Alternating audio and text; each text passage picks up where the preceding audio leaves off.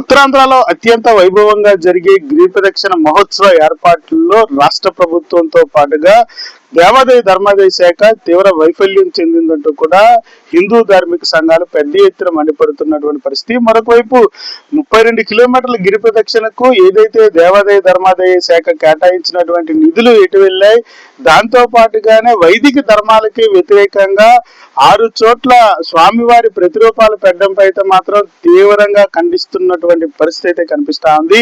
ఇదే అంశానికి సంబంధించినంత వరకు కూడా మనతో మాట్లాడేందుకు హైందవ సంఘాల నేతలు ఉన్నారు. ఆయన అడిగి మరిన్ని విషయాలు తెలుసుకునే ప్రయత్నం చేద్దాం. సార్ నమస్తే.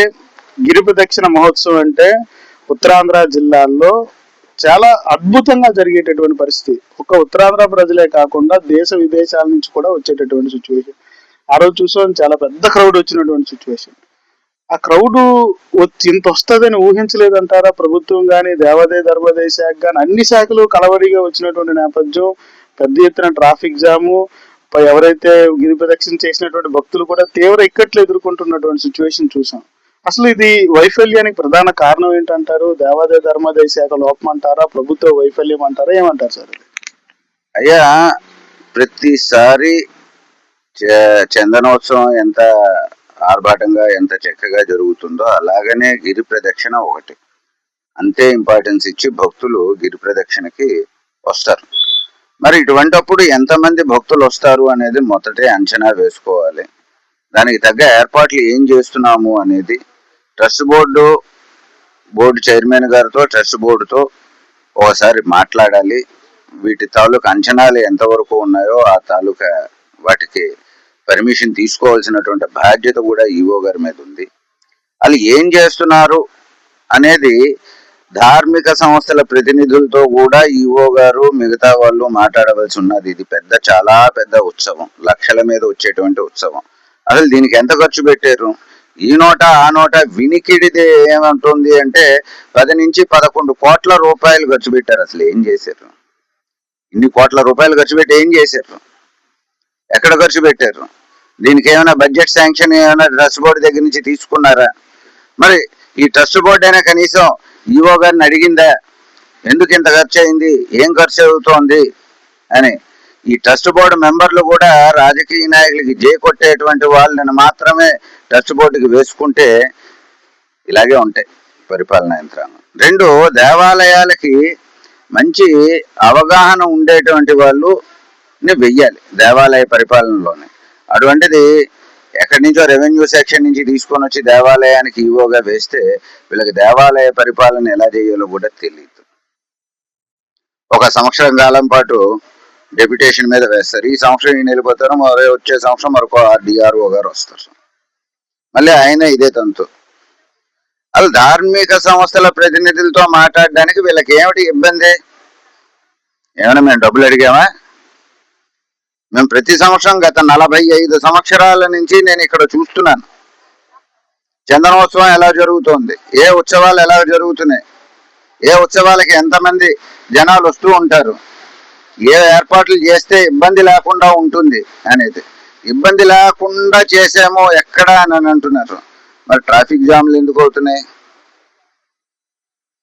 అది ఏం ఆలోచిస్తున్నారు?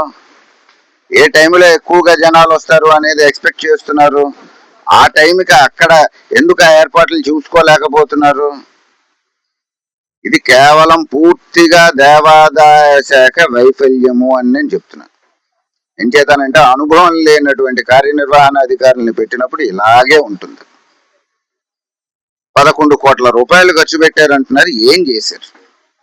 అసలు మీ దగ్గర ఉన్న ఇంజనీరింగ్ స్టాఫ్ అంతా కూడా సర్టిఫికేట్ల ప్రూఫ్ చూపెట్టండి అని అంటే ఈ రోజు వరకు చూపెట్టలేదు. కాగితాలు పెట్టాం. గతంలో ఉన్నటువంటి ట్రస్ట్ బోర్డు మెంబర్లే కాగితాలు పెట్టారు. లోకల్గా ఒక ఆసామి కాగితం పెట్టి దాని మీద చాలా రోజులు ఫిర్యాదుదారుడిగా తిరిగాడు, చెప్పలేదు. కొసమెరిపోయింది అని అంటే ఆయన చనిపోయాడు. ఎందుకు చనిపోయాడో కూడా అర్థం కాలేదండి. ఇటువంటి సిచ్యువేషన్ లో అసలు ఇంజనీరింగ్ స్టాఫ్ లో ఉన్నటువంటి ఇంజనీరింగ్ వాళ్ళ సర్టిఫికేట్లు, వాళ్ళ నైపుణ్యత ఏమిటి, వాళ్ళు ఏ కేడర్ లో దేవాలయంలో జాయిన్ అయ్యారు, ఏ కేడర్ లో వచ్చారు, అటువంటి వాళ్ళ చేత పని చేయిస్తే ఎలాగుంటుంది, ఇవన్నీ కూడా ఆలోచించవలసి ఉంటుంది. గత ఏడాది, ఈ ఏడాది అయితే ఏదో షెడ్ వేశారు, గత ఏడాది తాత్కాలికం అన్నారు, కింద పడిపోయింది భక్తులు రాకుండానే. మరి వీటన్నిటికీ ఏం ఖర్చు అవుతోంది? ఈ బడ్జెట్ శాంక్షన్ ఎక్కడైనా తీసుకున్నారా? లేదు. ఇంకొకటి ఏంటంటే కొసమెరుపు, జనాల్ని ఇక్కడికి రానివ్వక్కర్లేకుండా, జనాల్ని ఇక్కడ ఆగక్కర్లేకుండా కొండ చుట్టూ కూడా స్వామివారి ప్రతిరూపాలు పెట్టడం, కొబ్బరికాయ కొట్టడం. ఏమంటే అండి ఆచారం ఎప్పుడూ లేదే.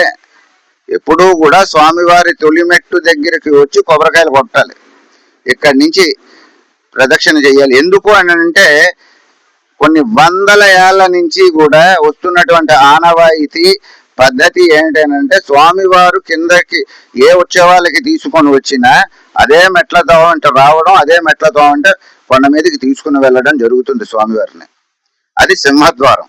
అక్కడ కొబ్బరికాయ కొట్టడం మానేసి ఎక్కడో మీరు ప్రతిరూపాలు పెడతారు, అక్కడ కొబ్బరికాయ కొట్టండి అని అంటే ఈసారికి ఇలాగా ఆపి చేశారు.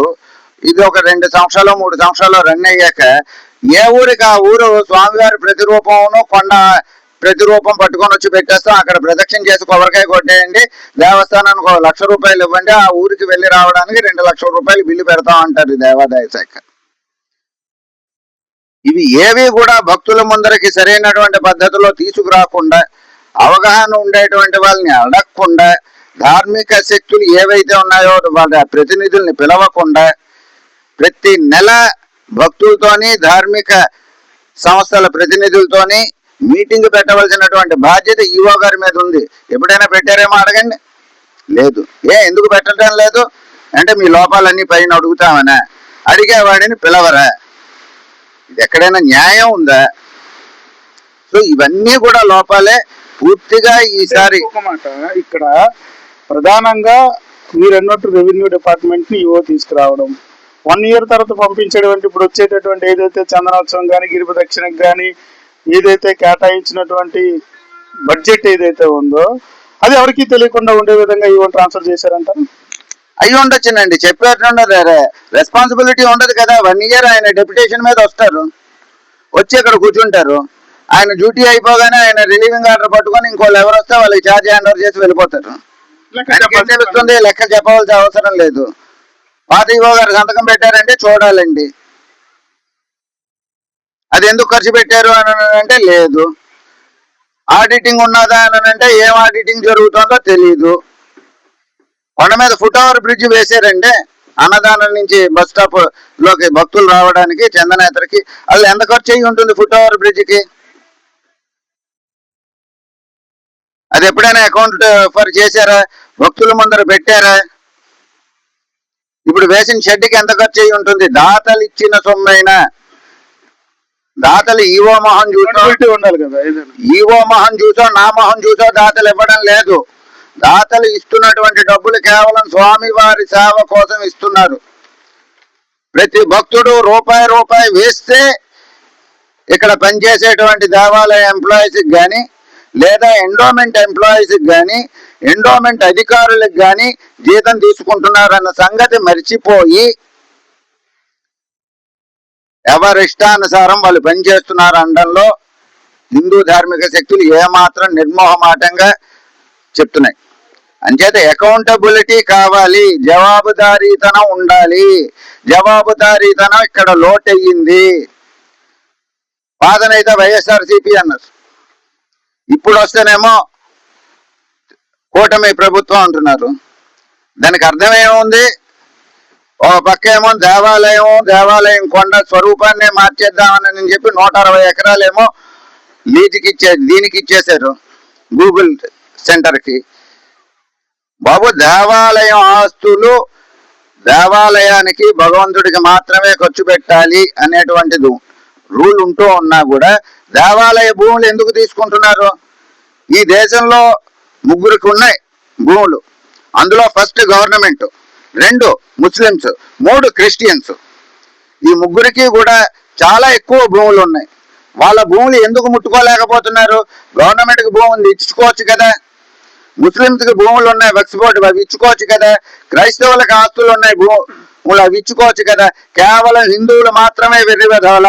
ఆ 2 సంస్థల మీద లేనటువంటి ఆధిపత్యం ఎండోమెంట్ అని చెప్పి హిందువుల మీద ఎందుకు రుద్దుతున్నారు? వీటిని ఎందుకు ఆదాయ వనరులుగా చూస్తున్నారు? ఆ క్రైస్తవ మిషనరీల మీదను లేదా అంటే ముస్లిం వక్ఫ్ బోర్డు మీద ఎందుకు గవర్నమెంట్ దృష్టి సారించడం లేదు? ఇక్కడ అంటే వైదిక ధర్మాలకు సంబంధించినంత వరకు మాట్లాడుకునే ప్రస్తావన వస్తే స్వామివారి ఉత్సవమూర్తులు అంటే నాకు తెలిసినంత మట్టుగా గిరి ప్రదక్షిణ అంటే గిరి పౌర్ణమి అన్నట్టు అంటాం. అదే ఆషాఢ పౌర్ణమి అనేటటువంటి పరిస్థితి. ఆషాఢ పౌర్ణమి రోజు స్వామివారే స్వయంగా పైనుంచి కొండ కిందకు వచ్చి స్వామివారు కూడా భక్తులతో ప్రదక్షిణ చేస్తారు కాబట్టి తొలిపావంచ వద్ద కొబ్బరికాయ కొట్టే సాంప్రదాయం ముందు నుంచి వచ్చినటువంటి పరిస్థితి. అయితే ఆరు దగ్గరలు పెట్టడానికి ప్రధానమైనటువంటి రీజన్ హోంమంత్రి గారు కానీ ఇక్కడ ఉండేటటువంటి నాయకులు కానీ చెప్పేది క్రౌడ్ ఎక్కువ అవుతా ఉంది, వాళ్ళకి బస్ ఫెసిలిటీ లేదు, మళ్ళీ నడవడానికి వెళ్ళడానికి రావడానికి ఇబ్బంది అవుతుందని మేము పెట్టామని చెప్తా ఉన్నారు. ఇది కరెక్ట్ అంటారా? వైదిక ధర్మాల్లో ఇది ఉన్నదంటారా? వైదిక ధర్మాచార ప్రకారము ఒక స్థలంలో విశేషమైనటువంటి ఎనర్జీ ఉంది, అక్కడికి రావాలి, చేరుకోవాలి. అది కాకుండా ప్రతిరూపాలు పెట్టాము అక్కడ కొబ్బరికాయ కొట్టుకోండి అంటే వీళ్ళు ఎందుకు చేస్తున్నారు అని అంటే ముందుకి ఈ ప్రతిరూపాలు కాస్త ఆ ఊర్లకి పట్టుకొని వెళ్ళిపోయి వ్యవహారం చేద్దామని, అంటే ఇక్కడ విశిష్టత తగ్గించాలనేటువంటి ఉద్దేశం. రెండు, క్రౌడ్ ఎక్కువైపోతుంది అని అంటే క్రౌడ్ మేనేజ్మెంట్ తెలియాలి స్వామి. ఏం చేస్తున్నారు మరి? చదువుకున్నారు కదా మీరందరూను, సర్వీస్ కమిషన్ ద్వారా గ్రూప్ 1 ద్వారానే కదా వస్తున్నారు మీరు ఎగ్జిక్యూటివ్ ఆఫీసర్లుగాను. మరి క్రౌడ్ మేనేజ్మెంట్ మీకు తెలియదా? మీకు సహాయానికి ఐపీఎస్లు ఐఏఎస్లు ఉన్నారు కదా, వాళ్ళకి మీరు తెలియజేయాలి కదా ఇక్కడ క్రౌడ్ని మేము ఎలా మేనేజ్ చేద్దాం అనుకుంటున్నాం అనేది. మీకు తెలియదు. ఇంజనీర్లు ఉన్నారు, ఇంజనీర్లే సర్టిఫికేట్లు లేనటువంటి ఇంజనీర్లు ఉన్నారని భక్తులు నమ్ముతున్నారు, చాలా మంది భక్తులు చెప్తున్నారు. మరి వాళ్ళ అర్హతలు ఏమిటో మీరు ఎప్పుడైనా చెప్పారా? లేదు. మరి మీరేం చేస్తున్నారు? ఏమండి నాకు తెలియక అడుగుతాను, ఈ క్రౌడ్ మేనేజ్మెంట్ నిజంగా వాళ్ళకి చేయడం రాదా? ఇదంతా కూడా రింగ్ రోడ్డే కదా, ఈ రింగ్ ఇలాగా వెళ్తూ ఉండడమే తప్పిస్తే మళ్ళీ తిరిగి రానివ్వకుండా అక్కడ నుంచి ఏదైతే అడివారం నుంచి అలా సొంచ మీదగా పెందుర్తి మీదగా బస్సులు వేసి ఇలా మళ్ళీ ఇలాగ ఒకటే తిరగడం, మళ్ళీ ఎదురుకుండా వచ్చేటువంటి పని లేకుండా ఇలాగ టౌన్లోకి సెంటర్ రోడ్డులోంచి బస్సు వేసి రింగ్ రోడ్లో తిప్పి అటు ఇటు మనుషులు ఉంటే క్రౌడ్ మేనేజ్మెంట్ ఎందుకు ఉంటుందండి? ఏ చదువు సంధ్య లేని వాడికి నాకే తెలుస్తోంది. మరి చదువుకున్నటువంటి సన్యాసులు ఏం చేస్తున్నారు? వాళ్ళు నిజంగా చదువుకున్నారా లేకపోతే వాళ్ళు కూడా దొంగ సర్టిఫికేట్ల మీద ఇక్కడ ఎగ్జిక్యూటివ్ ఆఫీసర్లుగా వస్తున్నారా? ఏమనుకుంటున్నారు? అంటే దీన్ని బట్టి ఏంటంటే ఇక్కడికి వస్తున్నటువంటి ఎగ్జిక్యూటివ్ ఆఫీసర్లు కూడా దొంగ సర్టిఫికేట్లతోనే వస్తున్నారు. వాళ్ళకు కూడా ఈ క్రౌడ్ మేనేజ్మెంట్ గురించి అర్థం కాదు. ఇంకేదనంటే ఇవన్నీ కూడా ఇప్పుడు 3 రోడ్లు అయ్యాయి. ఈ రోడ్లోనే ఆ రోడ్లోనే జనాలు తిరుగుతారు. బస్ ఫెసిలిటీ ఇక్కడ పెట్టడం, తిన్నగా మళ్ళీ ఆర్టీసీ కాంప్లెక్స్ ఇది దించడం, ఇక్కడ పెట్టడం, పెందుర్తి వైపు నుంచి వెళ్ళే వాళ్ళు ఉంటే పెందుర్తి వైపు నుంచి అలా దింపడం, అలాగ బస్సు ఇలాగ రింగ్ ఒకటి ఇదో రింగ్ తిరిగితే బస్సు ఒకే రూట్లోనే ఒకే దిశగా జనాలు తిరుగుతూ ఉంటే క్రౌడ్ ఎందుకు అవుతుంది? ఎందుకు వస్తుంది క్రౌడ్? నువ్వేమో బండేమో నేను ఇక్కడ వరకు తీసుకొని వచ్చి పెట్టుకోండి అని నేను చెప్తున్నారు. ల్యాబరేటరీలో బాత్రూంలో పెట్టేమో అంటున్నారు. ఎక్కడ పెట్టారు? ఇక్కడ దగ్గరలో 4 చోట్ల పెడితే, ఎక్కడ పెడితే అక్కడ ఆడవాళ్ళు ఒంటేలు పోసుకోవడానికి ఇబ్బంది పడ్డ వాళ్ళని చాలా మందిని మేము చూసాం. మరి మీరు ఏం చేస్తున్నారు? క్రౌడ్ మేనేజ్మెంట్ అని. క్రౌడ్ మేనేజ్మెంట్ కూడా తెలియాలి, అర్థం చేసుకోవాలి. లేదా అని అంటే ధార్మిక శక్తుల సహాయం తీసుకోవాలి. మీకు నచ్చిన వాళ్ళని ఎవరినో 4 వాలంటీర్స్ని, వైజాగ్ వాలంటీర్స్ అని, వాళ్ళు హిందూ ముస్లిం క్రిస్టియన్ వాళ్ళకి ఏమున్నది? వాళ్ళు ఇక్కడికి వచ్చి ఏదో ఆకులు ఎత్తామో కాగితాలు తీసామో అని చెప్పడం, ఎవరి దగ్గరకో వెళ్ళి మేము ఇంత పని చేస్తున్నాం CSR ఫండింగ్ అడుక్కోవడం ఉన్నాం. మరి అలాంటి వాళ్ళని వాలంటీర్లుగా పెట్టుకుంటే ఇలాగే ఉంటుందండి. ఎప్పుడైనా ఆలోచించారా? ధార్మిక శక్తులు ఆ ప్రతినిధుల్ని పిలిస్తే వాళ్ళు కరెక్ట్గా చెప్తారు అనేది. వాళ్ళు పిలవరు. వాళ్ళు ఇక్కడ ప్రధాన మీ డిమాండ్, హిందూ ధార్మిక సంఘాలుగా మీ ప్రధాన డిమాండ్ ఏంటి? రాబోయే కాలంలో ఏదైతే జరుగుతున్నటువంటి పరిణామాల రీత్యా ఎటువంటి కార్యాచరణ దిశగా అడుగులు పడే ఆస్కారం ఉండబోతా ఉంది? మేము ప్రధానంగా ఒక డిమాండ్ అండి. అసలు మీరు ఖర్చులు ఏవైతే పెడుతున్నారో కోట్ల రూపాయలు ఎందుకు ఖర్చు పెడుతున్నారు అనేది శ్వేతపత్రం రిలీజ్ చెయ్యాలి. హిందూ ధార్మిక శక్తుల ప్రతినిధుల ముందర చెప్పాలి. ప్రతి పండగ దేవుడు ఉత్సవానికి హిందూ ధార్మిక శక్తుల యొక్క ప్రతినిధులను పిలిచి కూర్చోబెట్టి వాళ్ళతో అవగాహన సదస్సు ఏర్పాటు చేసుకొని ఏం చేస్తే బాగుంటుందని తెలుసుకోవాలి. ఇది ఏదీ లేకుండా, ఎవరి ఆమోదము లేకుండా కోట్ల రూపాయలు ఖర్చు పెడితే హిందూ ధార్మిక శక్తులు అన్నీ కలిసి ఉద్యమ బాట పడుతుంది అని చెప్పి మీ ముఖంగా తెలియజేస్తున్నాను. జై శ్రీరామ్.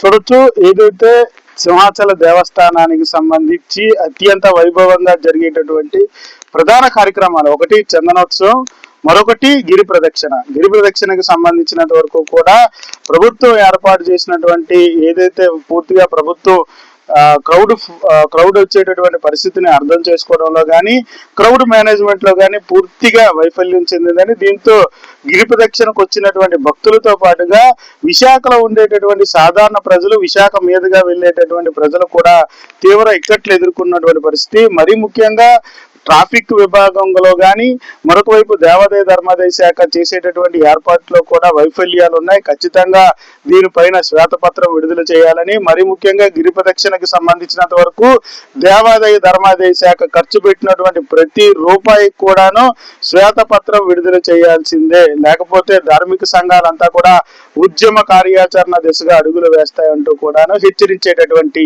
పరిస్థితి అయితే కనిపిస్తా ఉంది. కెమెరా పర్సన్ నారాయణతో భరత్, వేద టీవీ, విశాఖ నుంచి.